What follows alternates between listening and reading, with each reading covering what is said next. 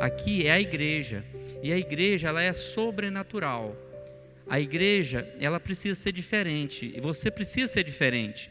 Ser sobrenatural é sair desse ritualismo, ser sobrenatural é sair do naturalismo, ser sobrenatural é sair daquilo que é conveniente, ser sobrenatural é sair daquilo que é coerente e fazer algo que realmente chama a atenção de Deus. Você está disposto a chamar a atenção de Deus? Interessante que muitos anos atrás o Espírito Santo falou comigo sobre Zaqueu. Zaqueu, ele subiu numa árvore, um cara que era conceituado na sociedade. Ele subiu numa árvore e ele tinha pouca estatura. Eu não acredito que ele era anão, não, mas era uma pessoa de baixa estatura, a Bíblia diz. E ele fez algo que chamou a atenção de Jesus. Existia uma multidão acompanhando Jesus ali, mas ele chamou a atenção.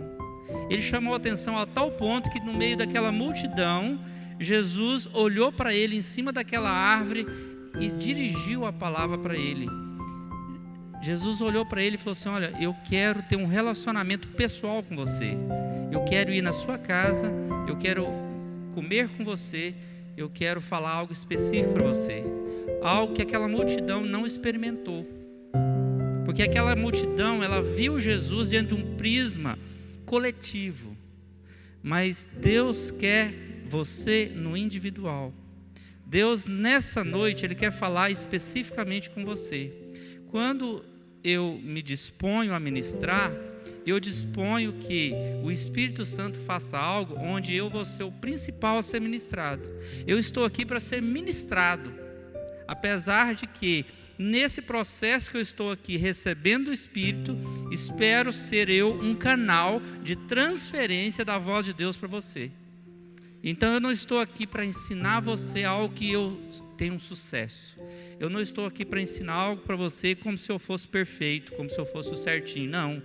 Eu estou aqui porque eu era tão errado, eu era tão imperfeito, eu tinha tanta dificuldade que eu tive que chegar até Jesus, eu tive que pedir o Espírito Santo para que me tirasse daquele lugar.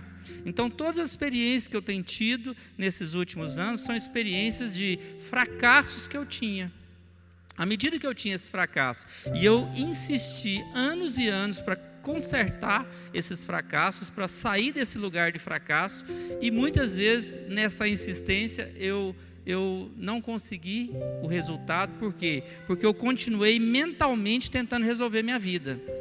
A partir do momento que eu me entreguei ao Espírito Santo, que eu me entreguei à palavra, que eu me entreguei à oração em línguas, que eu me entreguei ao louvor, à adoração e às práticas espirituais, o que aconteceu foi que eu desisti de mim mesmo, eu desisti da minha mente tentando fazer tudo, e eu aceitei um processo onde o Espírito Santo, o mestre dos mestres, aquele que sabe todas as coisas, começasse a me ensinar.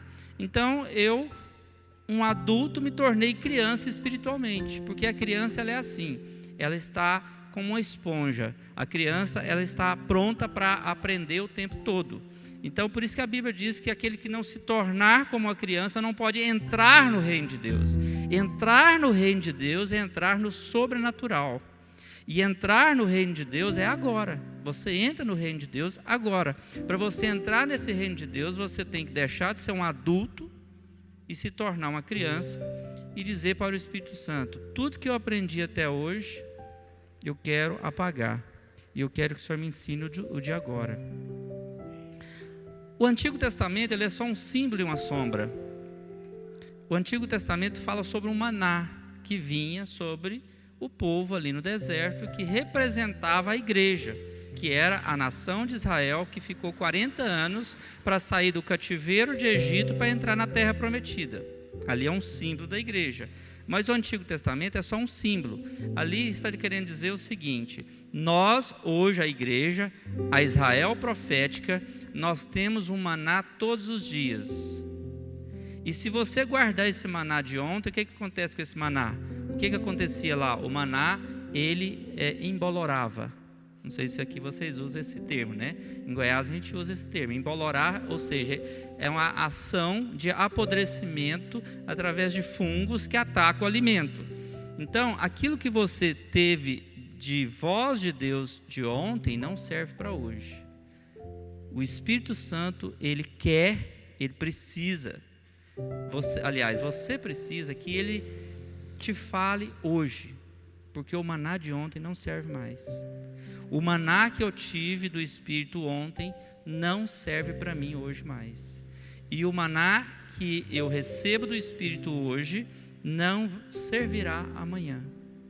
Então, viver o sobrenatural de Deus, viver a vida no Espírito, é você procurar todos os dias ouvir uma novidade de vida.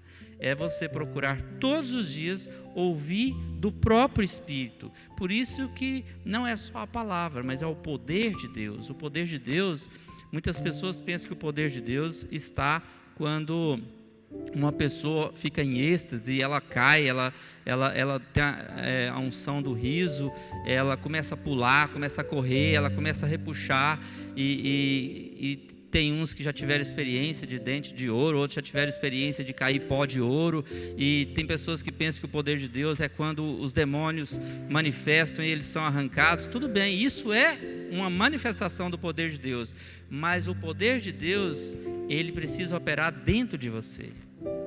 Você não pode ficar imaginando o poder de Deus em circunstâncias, em fatos, em acontecimentos externos a você. Porque a vontade de Deus para você é que esse poder de Deus se manifeste dentro de você. Tudo que você vê de fora é de Deus, mas isso não vai transformar a sua vida. Isso não vai levar você a um lugar em Deus. O que Deus quer fazer com você é ter um tratamento particular com você. Por que o Espírito Santo está me levando a falar sobre isso? Porque eu tenho percebido no ambiente espiritual e que existe uma mente que está roubando a vida com Deus. As nossas mentes não podem nos roubar de um relacionamento íntimo com Deus. As nossas mentes não podem camuflar e criar uma imitação de algo profundo em Deus. Quando a gente fala sobre Ismael e fala sobre Isaac, a gente fala que Ismael é uma produção humana, Isaac é uma produção de Deus. Simbolicamente, eu já vivi muito um projeto Leomar achando que era um projeto de Deus. Eu já vivi muito isso. Eu já vivi muito uma voz que era a voz do Leomar, mas eu dizia que era a voz de Deus. Essas sutilezas, elas acontecem. E quando você está nessas sutilezas, você não percebe que está.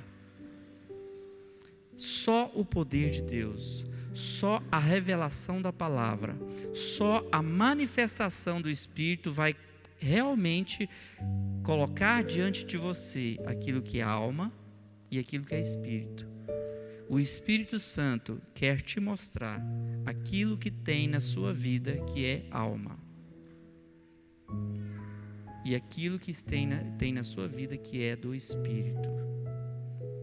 Edificar a fé é você não viver pela alma. Edificar a fé é você viver 100% no Espírito. E você viver 100% no Espírito quer dizer que você não vai ser uma pessoa normal. Você tem que desistir de ser uma pessoa normal. Eu pergunto para você agora, não precisa me responder, você vai responder para você mesmo. Você tem sido uma pessoa normal? Deus não te quer uma pessoa normal, porque Deus, ele é sobrenatural.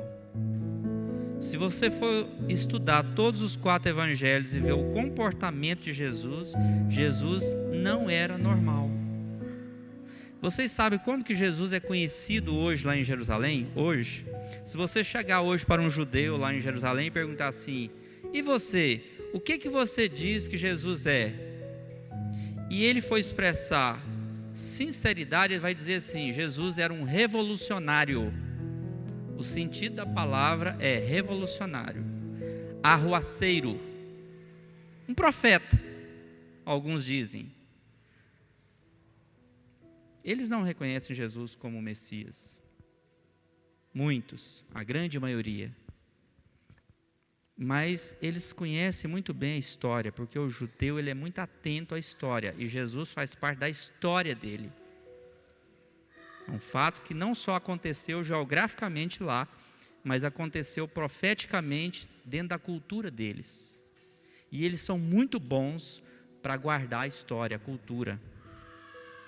Um judeu, um fariseu, até hoje, ele costuma decorar o Pentateuco. Os 5 primeiros livros da Bíblia eles decoram, até hoje. Eles conhecem toda a história de Davi. Eles conhecem toda a história de Abraão. Eles conhecem a história de fato. Coisa que nós não temos esse hábito e nem temos essa característica. A nossa cultura, o brasileiro. O brasileiro não se atenta muito à questão história, às raízes. O judeu não, ele se atenta. Então, Jesus não era uma pessoa normal e não é uma pessoa normal. E se ele é o nosso modelo, ou seja, ele é o biotipo perfeito, ele é o modelo, ele é o nosso modelo. Como que eu posso ser uma pessoa natural e achar que eu estou copiando um modelo que é totalmente sobrenatural? Nós, homens, temos uma tendência a de ter uma compostura. Vocês já viram que numa reunião onde o Espírito Santo está movendo, a maioria das reações atípicas, anormais e sobrenaturais acontece com as mulheres? Vocês já viram isso?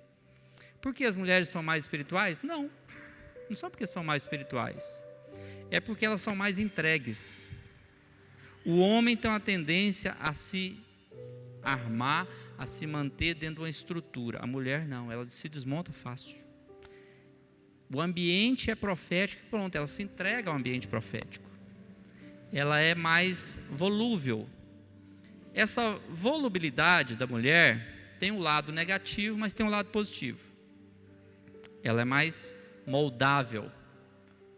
Por um lado, isso pode ser ruim, mas em muitos aspectos, principalmente na manifestação do Espírito Santo, isso é muito positivo. E nós não precisamos ser mulheres, mas nós precisamos copiar aquilo que o Espírito faz, porque o Espírito não é homem e nem mulher. O Espírito Santo, ele não nos trata segundo o nosso gênero. O Espírito Santo não nos trata segundo o nosso sexo. O Espírito não tem sexo. As suas características de gênero, elas estão fixadas na sua alma, não no seu espírito. O seu espírito não é homem ou mulher. Eu creio que o Espírito Santo queria falar isso aqui nessa noite. E, na verdade, o que eu queria estar ministrando para vocês é sobre o homem perfeito, né? É um assunto que o Espírito Santo me mostrou. E o homem perfeito, lógico, ele é Jesus, mas existiu um outro homem perfeito. E foi o primeiro homem criado por Deus, foi Adão, né? Adão foi o homem perfeito. Se você for analisar e se você for ver tudo que foi feito na vida de Adão até o momento da queda, ele era perfeito. Inclusive nesse ambiente de homem perfeito é que foi instituído o casamento. Mas eu não quero estar falando muito aqui hoje sobre casamento. Eu quero estar falando aqui sobre pai de família. Eu quero estar falando aqui hoje sobre marido. Eu quero estar falando aqui hoje sobre homem, de fato, dentro da estrutura chamada família. Então, eu não sei quem que você tem tentado copiar. Eu não sei quem tem sido o seu referencial. Mas quando eu fui buscar na palavra um referencial, o Espírito Santo me levou para Adão. Porque Adão foi feito um homem perfeito. Ele estava num lugar perfeito, que era o Éden, e ele teve um comportamento perfeito até o momento que ele caiu. E a união dele com Eva foi no momento da perfeição. Não existia pecado, não existia erro, não existia falhas. E Adão, até o momento da queda, Adão era sobrenatural. A Bíblia diz que Adão colocou nome em todos os animais, todos os seres aquáticos, todas as aves, ele colocou nome. A Bíblia não fala claramente sobre isso, mas eu tenho a convicção no meu espírito que ele foi a lugares de profundidade do oceano, sem submarino, sem máscara de mergulho, onde o homem hoje não consegue ir com a melhor tecnologia, o homem não consegue, ele foi. Por quê? Porque ele era sobrenatural. Adão era sobrenatural. Ele não dependia da gravidade, ele não dependia de oxigênio, ele não dependia de alimento. É como se a gente fosse parafrasear, ele era um Superman. Você já viu que o Superman vai lá no espaço, ele não depende de oxigênio, ele não depende do vento, ele não depende de nada e tal. É como se fosse um Superman, mas entenda bem a simbologia. Ele era um homem pleno, capaz. Quando Deus fez a mulher, não fez porque Adão tinha uma carência, porque Adão tinha uma necessidade. A palavra solteiro, não sei se muitos aqui sabem, ou se vocês sabem, significa ser inteiro. Tem gente que diz o seguinte: eu tenho que achar minha outra metade. Isso é balela da alma. Você já é pleno, você é completo, você é inteiro. A sua esposa é inteira. Vocês são dois inteiros que juntos em Deus se tornam um. São dois que se tornam um. Não são duas metades para gerar um. Se você fosse metade, a sua esposa fosse metade, pronto, era natural. Mas eu estou dizendo para vocês que as coisas do Espírito não é natural. As coisas do Espírito não é metade, mas metade dá um. As coisas do Espírito é o seguinte: 1 mais 1 dá 1. Isso é a matemática de Deus. A nossa matemática ela é totalmente natural, mas a de Deus não. A matemática do Espírito ela é totalmente anormal, totalmente sobrenatural. Então o casamento foi isso, foi dois inteiros formando um inteiro. 1 mais 1 igual a 1. Essa foi a matemática. E Adão era pleno. Tem gente que faz piadinhas, né? Que Adão olhou, viu o boi com a vaca, e viu a galinha com o galo e tal. Isso não é verdade. Ele era pleno, completo. Ali, Eva não foi um resultado de uma necessidade de Adão. Eva foi o resultado de uma vontade de Deus. A sua mulher não é fruto de uma necessidade sua. A sua esposa, ela é fruto de uma vontade de Deus para você. Não pense que a sua esposa vai resolver suas necessidades. Você já tem uma fonte plena que resolve todas as suas necessidades. Cristo.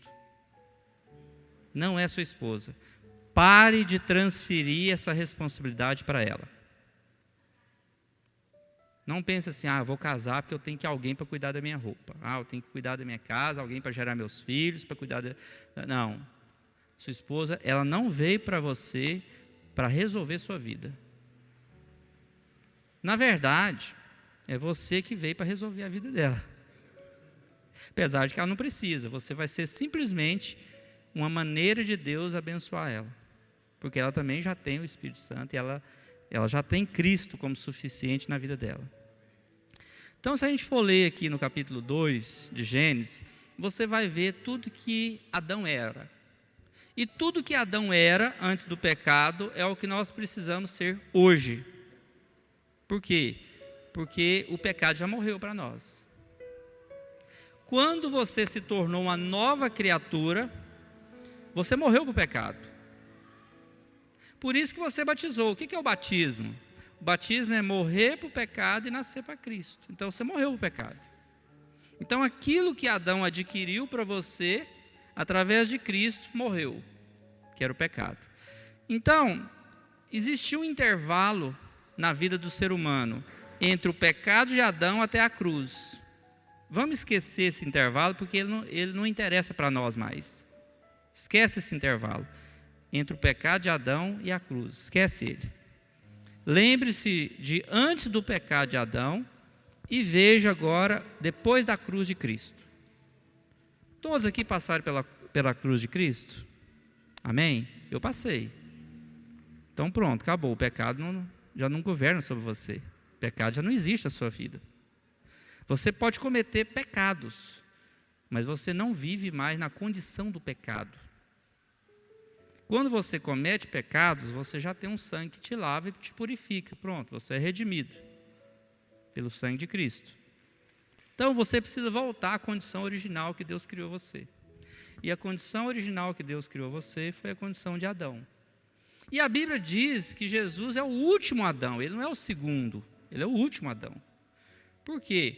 Porque ele é também filho de Deus, vindo diretamente de Deus, e que resolveu o que o primeiro Adão criou de problema.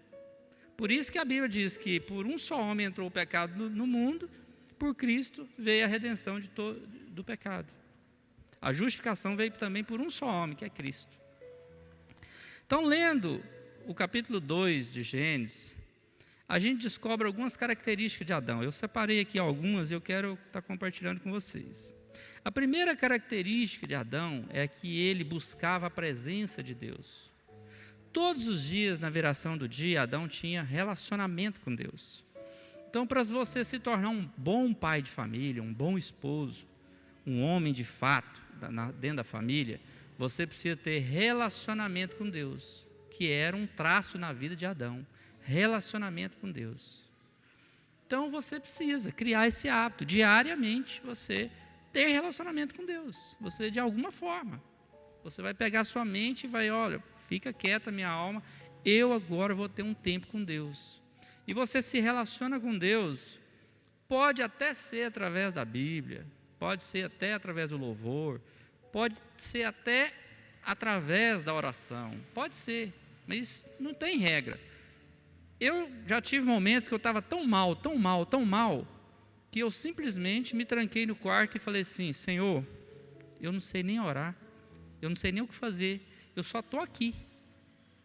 Eu não sabia o que fazer, porque quando você sabe, isso parte da sua mente, e relacionamento com Deus não é mental. Então, quando eu me tranquei no quarto e eu não fiz nada, eu simplesmente falei, Deus, eu estou aqui. Eu não dou conta de pedir, eu não dou conta de agradecer, eu não dou conta de falar nada, eu não sei fazer nada aqui, eu só estou aqui. Esse foi o primeiro passo na minha vida, num relacionamento com Deus, reconhecendo que eu não sabia me relacionar com Ele, nem me relacionar com Ele eu não sabia. Eu tive que me colocar na presença dEle e falei, Senhor, me ensina. Daí eu comecei um processo de relacionamento bem natural, porque eu era muito religioso. Primeiro eu via Deus não como pai, eu via Deus como juiz, né? Aí até que fosse substituída essa imagem de Deus na minha mente, foi um processo longo, de anos e anos e anos, substituindo o juiz pelo pai. E como Deus faz todas as coisas aqui na terra para nos levar a um lugar no Espírito, o fato de você ser pai, o fato de você ser filho, só existe na sua vida por um motivo, para te exemplificar o que Deus tem para você. Você só é filho porque Deus quer te exemplificar o pai que Ele quer ser para você e o filho que você precisa ser com Ele. E aí começou esse processo na minha vida. O segundo ponto, aqui em Gênesis 2:8 fala o seguinte, plantou o Senhor Deus um jardim no Éden, no lado oriental, e pôs ali um homem que tinha formado. Ou seja, se você nunca leu na Bíblia, aqui está escrito, que Ele fez um jardim e colocou o homem lá para se relacionar com o homem, esse lugar perfeito. E esse jardim hoje é esse ambiente que você vai criar. Pode ser no seu quarto, pode ser na sala, pode ser no quintal, pode ser em algum lugar, pode ser trancado no seu quarto. Tinha uma época que eu morava na cidade interior, eu subia com um carro no pé de uma serra, que tinha uma serra lá muito bonita. Aí eu estacionava lá, porque era um setor que era pouco construído, não passava ninguém na rua, nem asfalto não tinha. E eu estacionava lá, e de lá eu via toda a cidade. Então, o meu tempo a sós com Deus era trancado dentro de um carro, que às vezes estava fazendo calor, eu abri o vidro, tinha uma brisa muito boa que vinha dessa serra, e ali eu tinha o meu tempo com Deus era ali. O meu Éden era dentro daquele carro. Existiam momentos que o meu Éden era na sala, minha esposa estava dormindo, meus filhos tinham ido para a escola, eu ficava sozinho na sala. Mas eu te pergunto, você já identificou, você já criou o seu Éden para ter esse tempo na presença de Deus? Eu quero te incentivar a fazer isso. O homem ideal também é um homem que trabalha. O homem precisa trabalhar. Aí você pode dizer assim, não, mas eu já arrumei um emprego, eu tenho meu trabalho, eu ganho meu salário, né? Não estou falando desse trabalho. Esse aí também você precisa ter, porque é a maneira que Deus tem de trazer o sustento para a sua casa, é o seu trabalho. Mas trabalhar é muito mais do que um salário, trabalhar é muito mais do que um emprego, muito mais que uma atividade profissional. Trabalhar é você desempenhar o que você precisa desempenhar.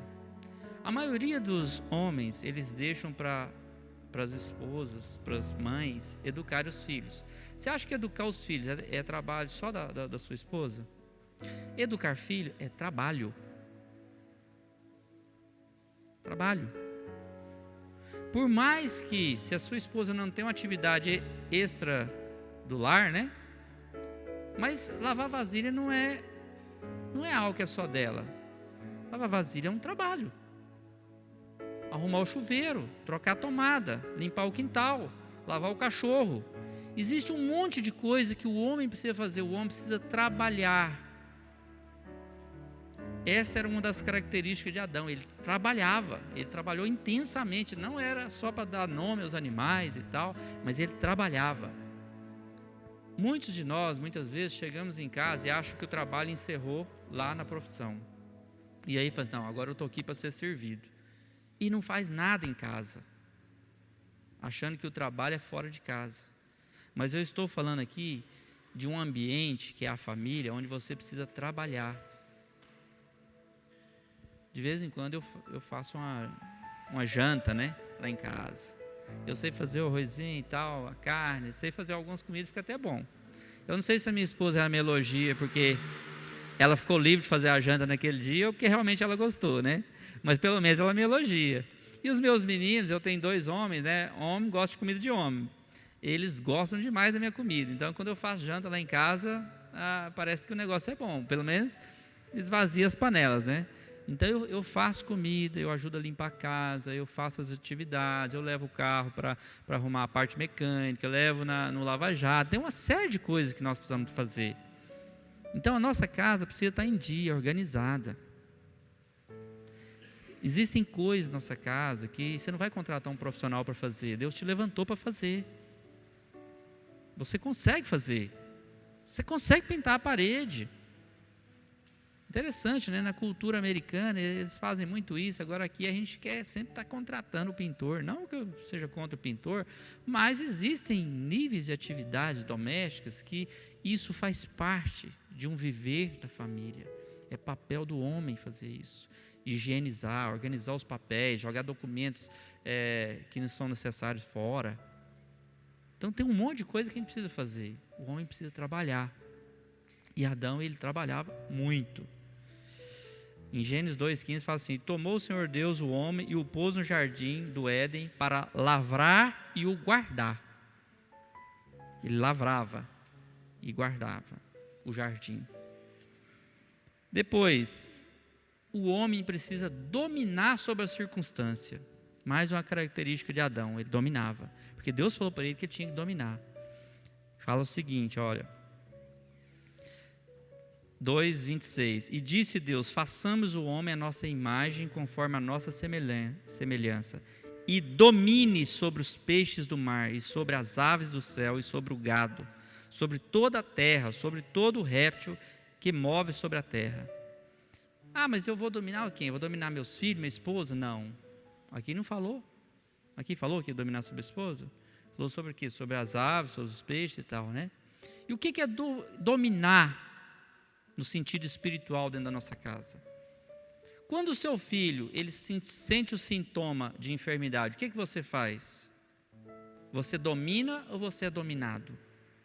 Ser dominado é simplesmente aceitar e correr para o médico ou para a farmácia. Dominar é você exercer autoridade. A enfermidade, na maioria das vezes que ela vem sobre a nossa vida, não é para você correr para médico ou para farmácia, é para você exercer autoridade, porque a palavra diz que Jesus se fez enfermo para que eu fosse sarado. A cura, a saúde é uma conquista da cruz, não é uma conquista do seu dinheiro, ou da medicina, ou dos medicamentos. Dominar é você pegar, perceber tudo aquilo que não faz parte da vontade de Deus dentro da sua casa, e você estabelecer um limite, e você mandar sair o que tem que sair, e mandar entrar o que tem que entrar. Isso é dominar. É quando você vê uma briga entre os seus filhos, e você perceber no espírito que ali precisa não só de conselho e de disciplina, mas precisa o quê? De autoridade. Existe um espírito rondando, querendo causar ali traumas, intrigas, divisões. E você pegar e tomar um posicionamento de autoridade. Isso é dominar. É quando você vê que o inimigo está roubando, saqueando a sua casa, e você chega e fala: chega, eu não aguento mais. Queima os eletrodomésticos, estraga tudo, arranha o carro, rouba. Eu não aceito isso mais. Dominar é você tomar uma postura diante das circunstâncias e estabelecer a vontade de Deus na terra. Porque a oração do Pai Nosso, ele fala sobre isso claramente. Seja feita aqui na terra assim como ela já é no céu. Não é assim o Pai Nosso? Então você chega na sua casa, vai ser aqui na terra o que já é no céu. Porque lá no céu não existe isso. No céu não existe enfermidade. No céu não existe miséria. No céu não existe rebeldia. No céu não existe dor. Lá não existe isso. Na minha casa também não vai existir. Então vai ser aqui na terra o que já existe no céu. É a oração que Jesus ensinou. 4. O item 4. Frutificar e desenvolver. Existem homens que eles aprendem o negócio e passa 20 anos e ele sabe exatamente o mesmo. A mesma coisa. Ele tem um nível em determinadas áreas que passa 5 anos, 10 anos, 20 anos e ele não muda de nível. Ele não frutifica. O homem não desenvolve. O homem tem um bloqueio na área emocional de elogiar a esposa, passa 5 anos e ele continua com o mesmo bloqueio. O homem tem uma dificuldade de conquistar os filhos, passa 10 anos, ele continua com a mesma dificuldade. É o homem estático. Ele não frutifica. O que é frutificar? O que é dar fruto? Quando você pega uma semente de melancia, você planta ela, vai dar várias melancias, e cada melancia vai ter centenas e centenas de sementes. Isso é multiplicação. Aqui está falando, frutificar, multiplicar. Não é só para você desenvolver, para você ganhar um salário dobrado, não. São várias áreas na sua vida que você precisa aprender a frutificar, a evoluir, a desenvolver, a sair desse lugar estático. Como eu falei, assim como o maná de ontem não serve para hoje, de hoje não serve para amanhã, o nível que você está hoje não serve para amanhã. Amanhã você precisa estar melhor. E era algo que acontecia na vida de Adão. Ele evoluía. Ele já era pleno, mas ele evoluía. Todos os dias eu vou lavrar a terra, eu vou dar nome aos animais e tal, eu vou fazer e vou acontecer. E isso alegrava o coração de Deus. Quando você evolui, quando você cresce, quando você amadurece, quando você frutifica, você alegra o coração de Deus, porque isso faz parte da natureza de Deus. Eu fico super alegre quando alguém fala assim: nossa, o menino do Leomar é bom igual ele. É inteligente igual o pai. Joga bola igual o pai e tal, né? É o orgulho, é a alegria de um pai. Agora, Deus, o nosso Pai, Ele quer Ele quer ter orgulho de nós. Orgulho no bom sentido. Ele quer estar alegre. Alguém já falou: moça, esse cara aqui é de Deus.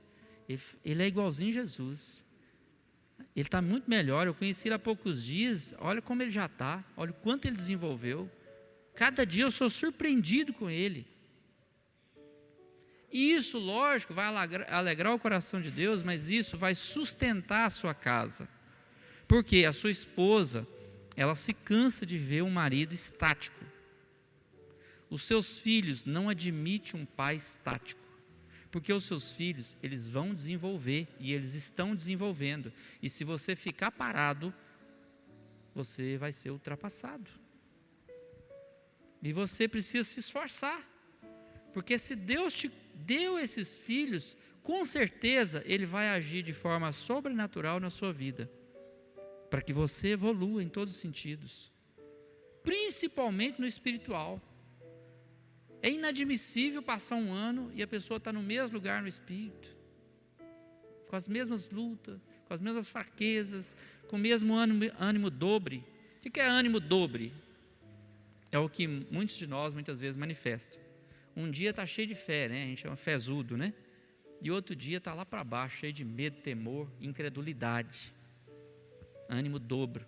Um dia fala, não, vou trocar de carro. Outro dia, nossa, não estou dando conta nem de pagar minha energia. Então é ânimo dobre. A pessoa um dia está, meu salário não está dando para nada. Outro dia, não, eu sou próspero, eu vou investir milhões no reino. Vou enviar recursos para as nações. Vou contribuir na casa do Senhor. Então um dia está lá em cima, outro dia está lá embaixo. Isso mostra que a pessoa não está amadurecendo, não está frutificando. Ela não está evoluindo, ela não está desenvolvendo. Aqui em Gênesis 2:28 diz o seguinte: e Deus os abençoou. Aqui já tinha feito o homem e a mulher, né? E Deus lhes disse: frutificai e multiplicai-vos, e enchei a terra, sujeitai-a e dominai sobre os peixes do mar, sobre as aves do céu, sobre todo animal que se move sobre a terra. Aqui também está falando sobre dominar e sobre frutificar. Outra responsabilidade do homem perfeito, do homem ideal, o homem antes da queda, é de proteger e guardar. Em Gênesis 2,16 diz o seguinte: e ordenou o Senhor Deus ao homem, dizendo: de toda a árvore do jardim comerás livremente, mas da árvore do conhecimento do bem e do mal, dela não comerás, porque no dia em que dela comeres, certamente morrerás. Deus falou isso aqui para quem? Para Eva? Falou para quem? Para Adão. Ele tinha que ter protegido ela, ele tinha que ter guardado ela. Então, a sua função dentro da sua casa é ouvir a voz de Deus e transferir a voz de Deus para a sua família. É você ver a sua esposa indo para o caminho de morte e dizer: não, Deus me deu uma palavra, é de Deus isso aqui, você não vai por esse caminho. É você ver o seu filho caminhar por um caminho de morte e você dizer: olha, a palavra de Deus diz assim. É você transferir a voz de Deus. Se você chegar no seu filho e falar: eu acho que isso aí, o seu eu acho, você já perdeu. Se você chegar para o seu filho e falar: eu acho, você já perdeu. Porque ele não quer a sua opinião. Instintivamente o seu filho, ele quer a voz de Deus através de você. A voz de Deus é inquestionável, a sua opinião é 100% questionável. Ainda mais porque os nossos filhos sempre pensam que nós estamos ultrapassados, né? Meus filhos pensam que eu estou ultrapassado. Tipo assim, né? Você viveu numa época lá que não tinha nem computador, não tinha smartphone e tal, né? Hoje não, hoje nós estamos na era da modernidade. Então ele pensa que você está ultrapassado. A única forma de você conduzi-lo é você falar o que Deus disse. Porque ele pode até te questionar, mas nunca vai questionar a palavra de Deus. Ele nunca vai questionar a verdade plena de Deus. Porque a verdade terrena ela é questionável, mas a verdade plena de Deus ela é inquestionável. Então você precisa manifestar essa verdade, que é a verdade plena de Deus. Então você precisa guardar a sua família, guardar a sua esposa, seus filhos. Outra coisa, liberar a palavra. Em 2,19 diz o seguinte: havendo, pois, o Senhor Deus formado da terra todo animal do campo e toda árvore dos céus, os trouxe a Adão, para este ver como lhes chamaria.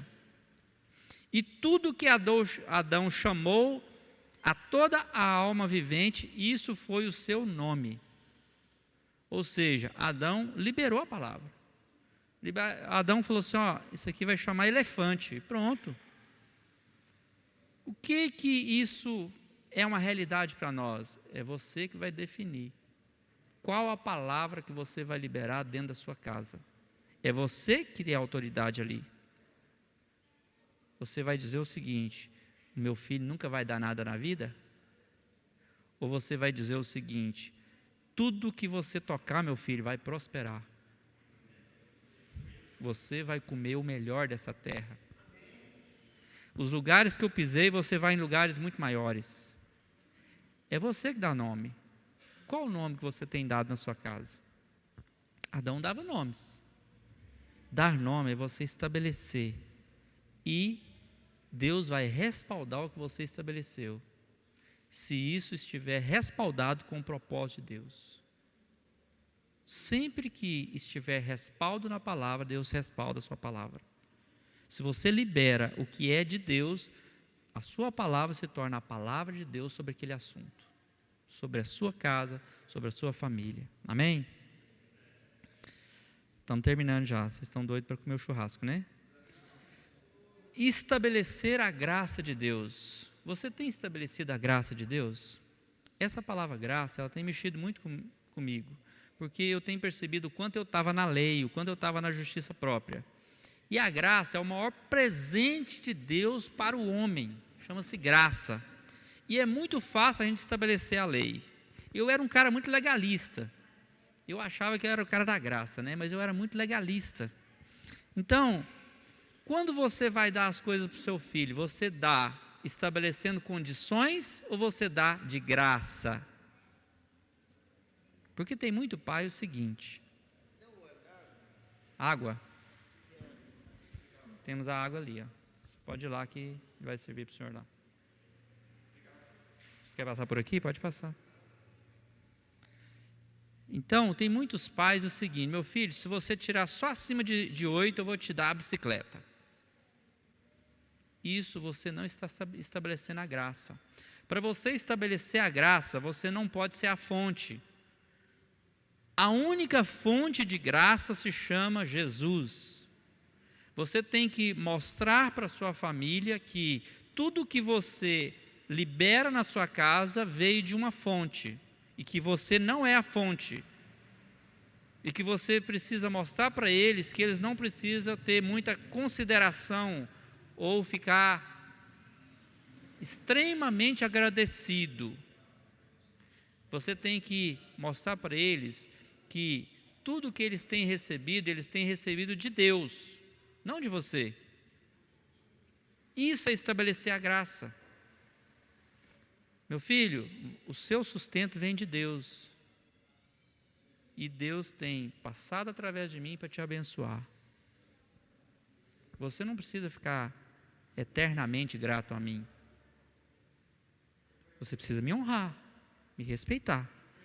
Mas seja grato a Deus. Porque tudo que você tem é fruto da graça de Deus. Assim como tudo que eu tenho é fruto da graça de Deus. Não é por merecimento. Eu não mereço nada. É tudo fruto da graça. Se você estabelece o princípio da graça na sua vida e na vida da sua família, você está estabelecendo um fundamento poderosíssimo. Se você espera que levando a sua esposa no shopping ou dando para ela uma excelente roupa, um calçado, que isso vai gerar nela um comprometimento para estar bem com você, você não está estabelecendo a graça. Porque você está se colocando como fonte na vida dela. É você sair de cena e dizer: meu bem, olha o seguinte, Deus está sendo generoso com você. Pode ir lá e comprar a sua roupa que você queria. É Deus que está te dando. Não sou eu não. Eu sou só aqui uma fonte que Deus tem passado por mim. Estou sendo um canal, na verdade. A fonte é Jesus. Estou sendo um canal. Aí você está estabelecendo um fundamento verdadeiro dentro da sua casa, chamado graça. Não tente ser o ídolo da sua casa. Já existe um que é digno de todo louvor e adoração dentro da sua casa. Jesus. Ele é a fonte de todas as coisas na sua casa. Saia desse trono. Ser cabeça na sua casa, ser autoridade, não é sentar no trono. É outra coisa. Ser cabeça e ser autoridade é ser aquele primeiro que serve. Quando Jesus lavou os pés dos discípulos, ele falou assim: olha, se eu não fizer isso aqui, você não tem parte comigo. E ele falou: maior é o que serve.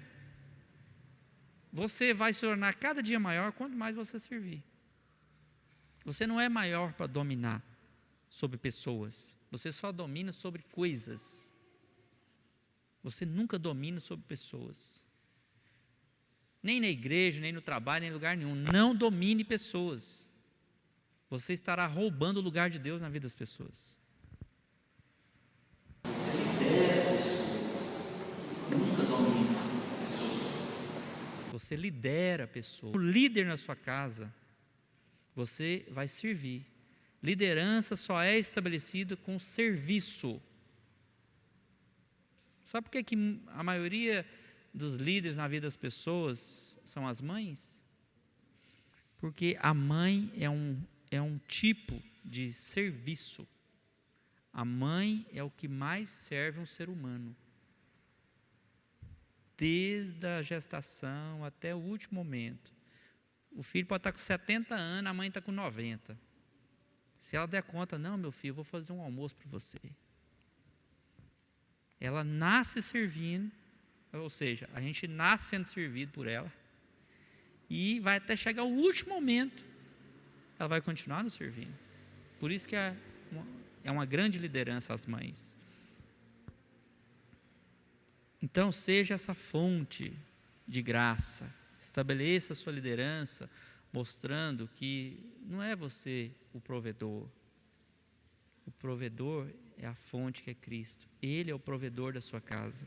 Aqui diz o seguinte, no verso 29 de capítulo 2: E disse Deus: Eis que vos tenho dado toda a erva que dê semente, que dá sobre a face de toda a terra, e toda a árvore em que há fruto, que dê semente, ser-vos-á por mantimento. É interessante que um pouco antes ele fala o seguinte: você vai lavrar e cultivar a terra. Aí depois ele fala: mas já tem um monte de árvore aí que dá semente, que dá fruto, e vai ser mantimento para você. Porque é verdade. Existem coisas que você vai lavrar, mas Deus tem algo para você que nem lavrar você não vai precisar. É interessante, né? Os índios alimentam bem, né? A cultura rica dos índios, né? Porque hoje existe uma cultura pobre de índio aí, que ele foi mais ou menos civilizado, né? Mas os índios originalmente, no ambiente adequado, eles não lavravam.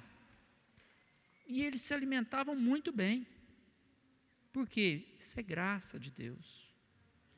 Eles não faziam nada por merecer, simplesmente ia lá e pegava a fruta e comia. Ele ia lá no rio e pegava o peixe e comia. Deus quer mostrar para você o seguinte, que existem coisas pequenas que você pode fazer, mas que o principal Ele fez. É Ele que te sustenta, o seu mantimento vem dEle. E aqui fala depois, e todo animal da terra, e toda ave dos céus, e todo réptil da terra, em que há alma vivente, toda erva verde será por mantimento. Assim foi. Verso 30. Ou seja, ele estabeleceu que o homem deveria trabalhar, mas ele disse o seguinte: olha, eu deixei aí muitas coisas aí, eu deixei os animais, você não precisa criar animal não. Hoje é que a gente tem piscicultura, né? A gente tem apicultura, a gente tem granjas de porcos, de galinha, né? Mas não tinha isso aqui não, era a graça de Deus mesmo, era mantimento vindo direto de Deus. Existem coisas na sua vida que não é fruto do seu trabalho. Deus acrescenta na sua vida, até mesmo valores materiais financeiros. Não pense que toda a renda que vem na sua vida é fruto da sua competência. Saiba que é obrigação você ter competência, mas não é a sua competência, a sua responsabilidade, não é o seu suor que te sustenta. É Deus que te sustenta.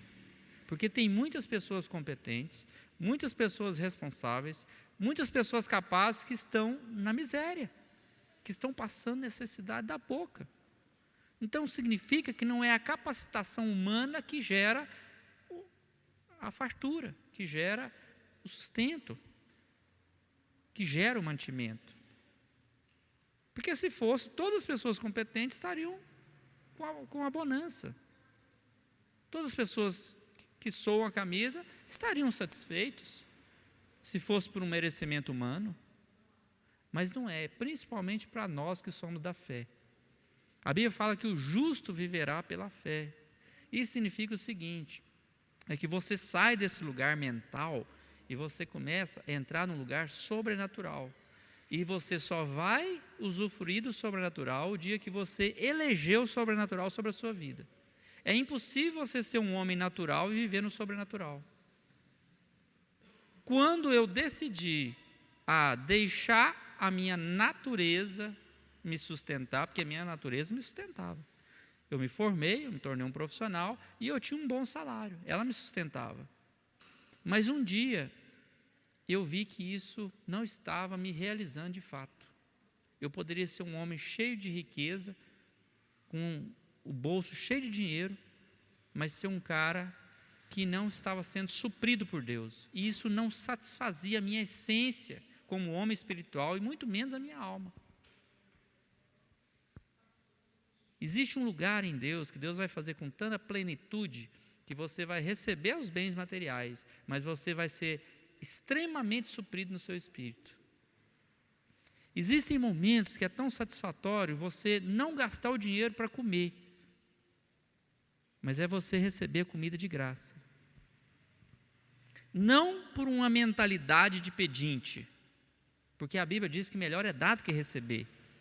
Mas você já viu o tanto que é bom quando você é convidado com qualidade por alguém? Fala, olha, eu faço questão, vou fazer uma janta para você, eu quero que você vá na minha casa. Essa comida não tem dinheiro que pague.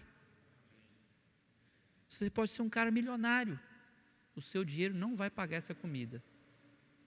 A comida feita com amor não tem dinheiro nenhum que pague. O seu dinheiro pode comprar coisas, mas determinadas coisas não vai conseguir comprar.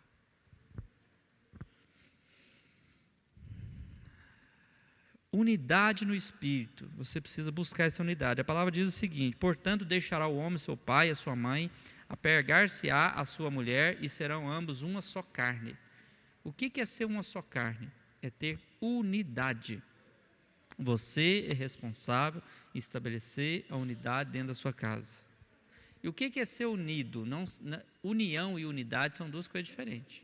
E uniformidade é mais diferente ainda. Então você não precisa ser igual, você não precisa estar no mesmo lugar, você só precisa estar unido.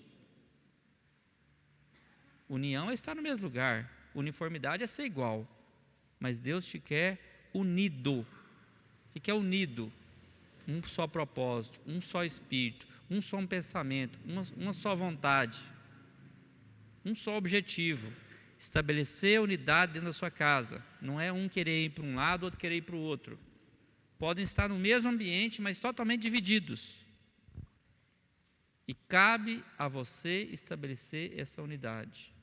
Interessante que eu pratiquei durante um tempo, hoje, graças a Deus, isso está fluindo, sem muita didática, né? A gente fazia em casa uma lista de prioridades. Porque na cabeça do homem, é muito mais prioridade trocar o carro do que comprar o videogame. Na cabeça da mulher é muito mais importante trocar o sofá do que trocar as rodas do carro. Então, cada pessoa da família tem uma prioridade. E se você não souber atender cada necessidade de cada um, você sempre vai ser o tirano que vai estabelecer a sua vontade. Quando você estabelece a sua vontade sem respeitar a vontade de quem está do seu lado, você estabelece a divisão. Na divisão, Deus não opera. Na unidade, Deus opera. Na divisão, o dinheiro nunca sobra para comprar o videogame e nem para trocar o sofá. Na unidade, vai sobrar. Vai sobrar. Aí entra o sobrenatural, porque há uma unidade. O seu filho vai orar para você trocar de carro logo, porque ele sabe que o próximo item é o videogame dele. A sua esposa vai orar para comprar logo esse videogame, porque o próximo item é a troca do sofá dela. Isso é unidade. É saber que todos estarão sendo supridos dentro de um objetivo comum, que é a harmonia, é o prazer da família. é a vontade de Deus estabelecida dentro da casa. Ser igreja é muito mais do que vir aqui nesse salão, ouvir uma boa palavra, adorar a Deus e conhecer os irmãos e compartilhar as bênçãos de Deus. É muito mais do que isso. Ser igreja é viver uma vida plena em casa, atraindo a presença de Deus para dentro da sua casa. Aí você vem para cá e manifesta isso. O que você manifesta aqui nesse salão é o que você é no espírito dentro da sua casa com a sua família. Se você é um desastre lá e você pensa que você está arrebentando aqui, eu quero dizer que realmente você está arrebentado. Você não está arrebentando, você está arrebentado. Porque a sua casca pode parecer uma coisa, mas Deus te conhece no espírito, e quem é espiritual te conhece no espírito. Quem é espiritual olha e fala assim: esse cara aqui está com uma fachada muito boa, mas o semblante dele está embaçado, esse cara está detonado. E a Bíblia fala que a boca fala do que está cheio o coração. A hora que ele abre a boca, você já identificou. Esse cara é extremamente infeliz e está rindo para todo mundo. Por quê? Porque aqui a igreja é uma extensão da sua casa. A igreja existe lá na sua casa e ela vem e manifesta aqui nesse salão.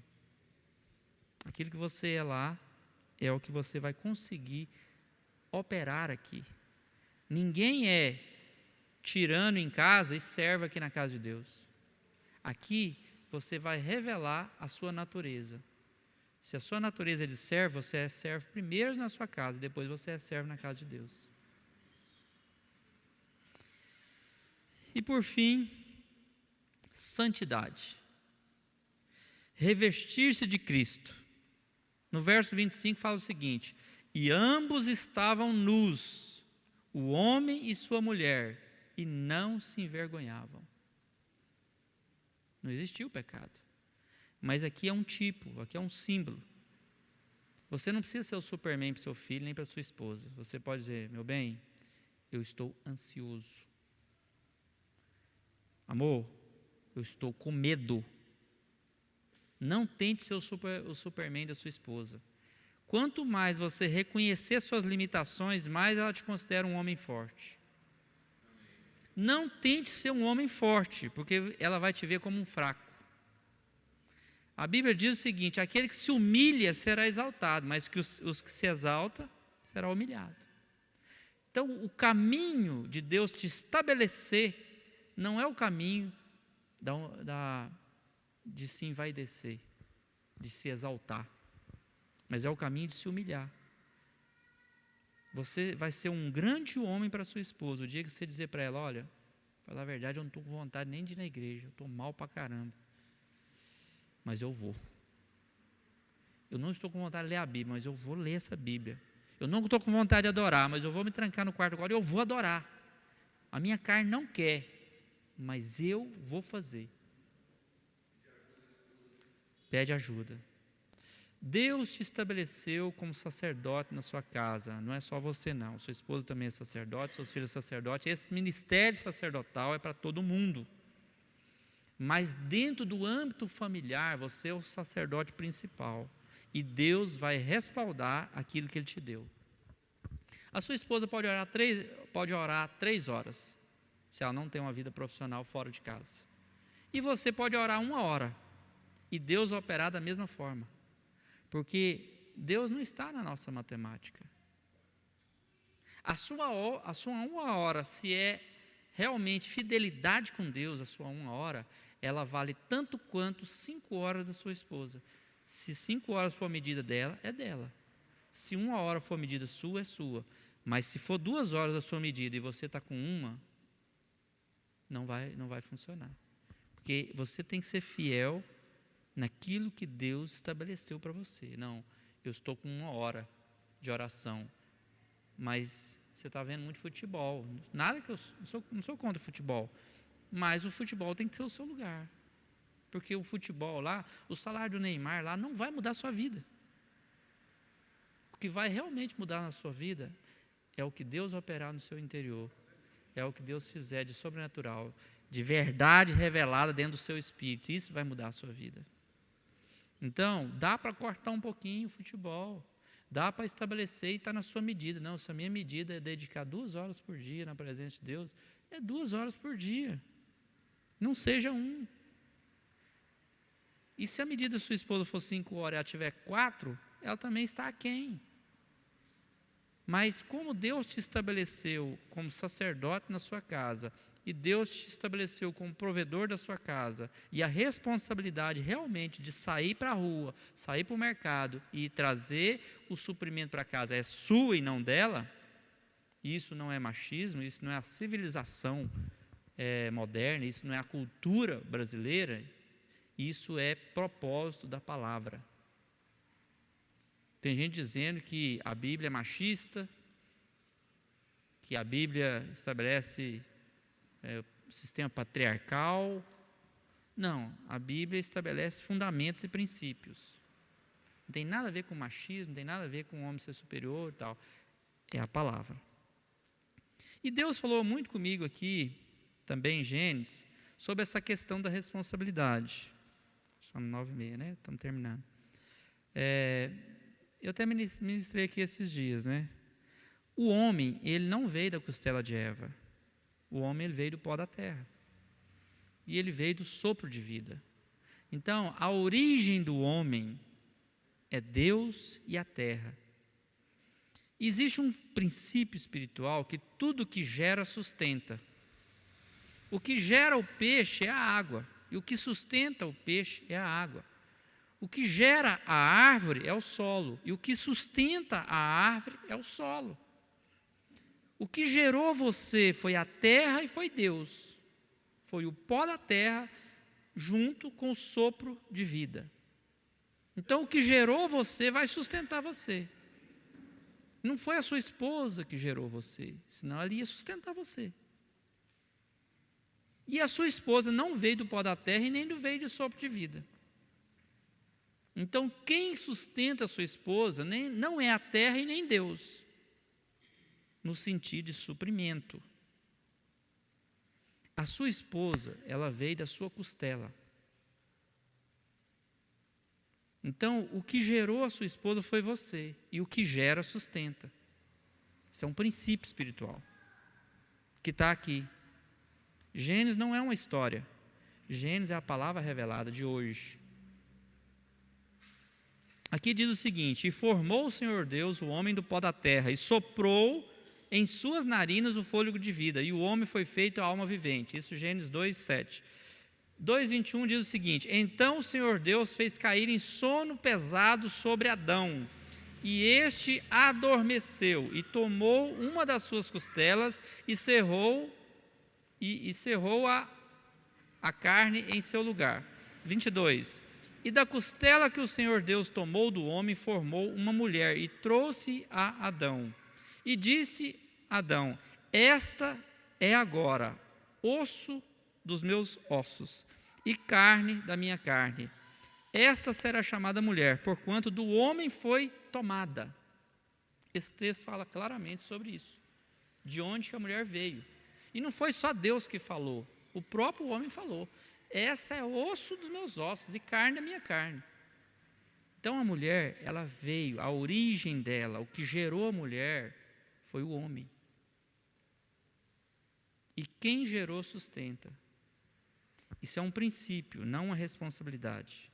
Acaba se tornando uma responsabilidade, mas não veja isso como peso, mas veja isso como sobrenatural. Então não é um peso para mim sustentar minha esposa, é um sobrenatural. Porque o que Deus fez, Deus nunca erra. Se Deus fez a minha esposa sair dos ossos dos meus ossos e sair da carne da minha carne, eu sou aquele que vai sustentar a minha esposa. É só na comida, na roupa, no calçado? Não, todos os sentidos. Todos os sentidos. Na alma, no espírito. Você precisa ser o sustento da sua esposa. Em todas as áreas. Não pense que a sua esposa quer só comida, roupa e calçado e casa para morar. Ela quer muito mais do que isso. Ela quer ser suprida na sua plenitude. E Deus te capacitou para isso. Porque se Deus não te capacitasse para isso, Ele ia fazer Eva do pó da terra e Ele próprio ia soprar o fôlego de vida nela. E vocês acham que Ele teria condição de fazer isso? Plenas condições. mas ali ele estabeleceu um princípio, ele estabeleceu uma vontade e ele estabeleceu um sobrenatural. Você é capaz de sustentar sua esposa com dignidade. Se isso não está acontecendo, se a sua esposa precisa sair de casa para ganhar salário, não que isso seja errado, mas isso não pode ser uma obrigação dela. Não se acomode nesse lugar, porque esse não é o lugar de Deus para vocês. A sua esposa pode trabalhar a vida inteira, mas que isso não seja uma responsabilidade de sustento dela. Isso é princípio. Não, Senhor, o Senhor não é doido, o Senhor nunca errou. Então, se o Senhor disse que eu sou capaz de sustentar minha esposa, então eu sou capaz. Coloque no bom sentido Deus contra a parede, com essa palavra. Mas Ele vai te colocar contra a parede também. Se tem alguma coisa que você está fazendo desalinhado com a própria palavra, Ele vai dizer, então tudo bem. Vai vir de você todo o sustento da sua casa. Mas você precisa mudar nisso, e nisso e nisso. Você precisa... Todos esses itens aqui de cima. Você precisa dominar, você precisa guardar, proteger, frutificar, desenvolver. Você tem que ser essa pessoa, porque eu te capacitei, é eu que te capacito. O Espírito Santo, ele veio direto da eternidade para te preparar para ser esse homem ideal que Adão era. Adão não tinha o Espírito. Adão, ele era Espírito e ele tinha um relacionamento espiritual com Deus pleno ali, apesar de que ele era matéria. Agora, nós temos o Espírito Santo, que é essa mesma presença que existia no Éden. E esse Espírito Santo foi enviado para a terra com um fim específico, de preparar você para alcançar tudo isso aqui, ser o homem ideal na sua casa, para a sua esposa, para os seus filhos, para essa sociedade, para a igreja verdadeira. Amém? Glória a Deus. Vamos então para o churrasco agora?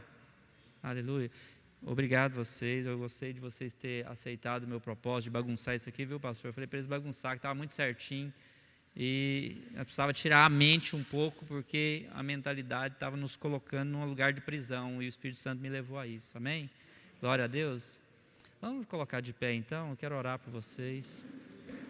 Senhor, muito obrigado porque o Senhor falou realmente aos nossos corações. Eu te louvo, Senhor, porque nós temos aqui uma geração de homens espirituais, homens maduros, homens cheios do Teu Espírito. Nós temos uma geração aqui que vai mudar a realidade dessa cidade, a realidade da nossa nação, que vai fazer diferença nessa terra. Senhor, eu te louvo, porque nós seremos como tochas, e nós primeiro alcançaremos a nossa casa, nós alcançaremos a nossa esposa, nós alcançaremos nossos filhos, nós alcançaremos os nossos parentes, toda a nossa família, nós alcançaremos nossos vizinhos, nossos colegas de trabalho, mas em nome de Jesus, que nós sejamos levantados como homens espirituais, que têm intimidade com o Senhor.